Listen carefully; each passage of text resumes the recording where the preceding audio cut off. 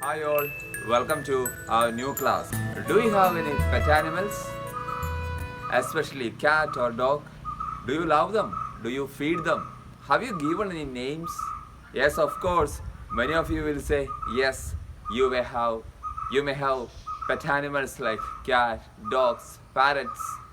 I hope no one have tiger or lion as a pet animal. The Addressing of Cats, written by T.S. Eliot.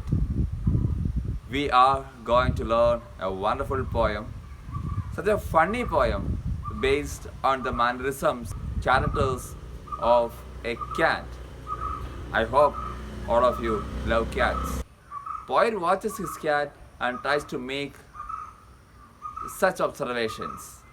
And one of the most important and the most repeated observation is cat is not a dog.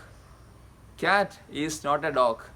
Cat is a cat and dog is a dog, which means don't compare the mannerisms and character of a dog with that of a cat.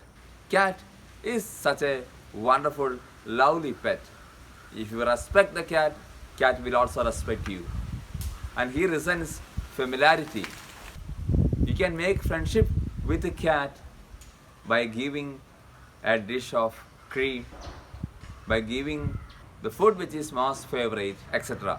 Such a lovely poem. Let's read and enjoy the poem. Come, let's read the poem along with me.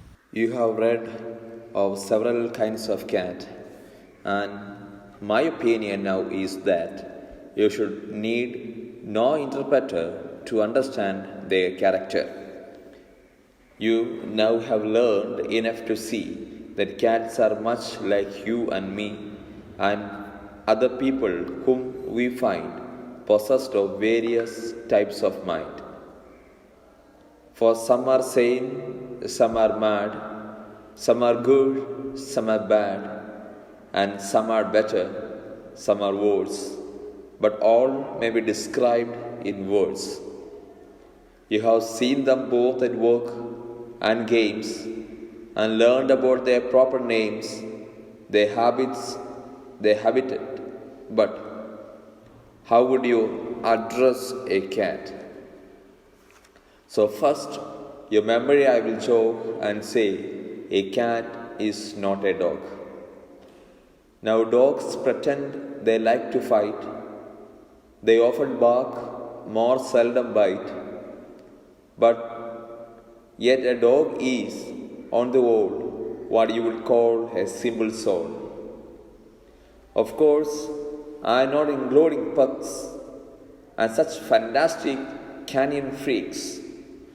The usual dog about the town is much inclined to play the clown, and far from showing too much pride, is frequently undignified.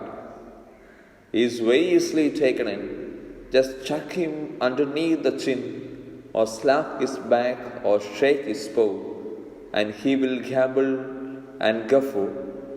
He is such an easy-going lout. He will answer any hail or shout.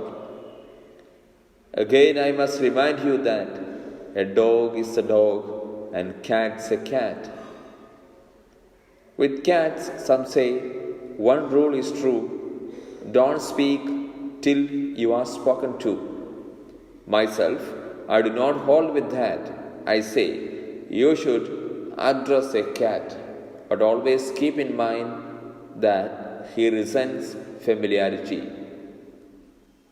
I bow and taking off my hat, address him in this form, O cat, but if he is the cat next door, whom I have often met before, he comes to see me in my flat, I greet him with an oops hat cat.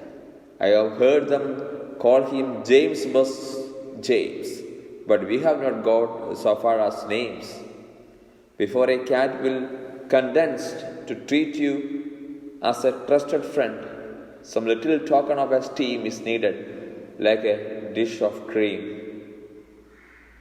A cat is entitled to expect these evidences of respect, and so in time you reach your aim and finally call him by his name.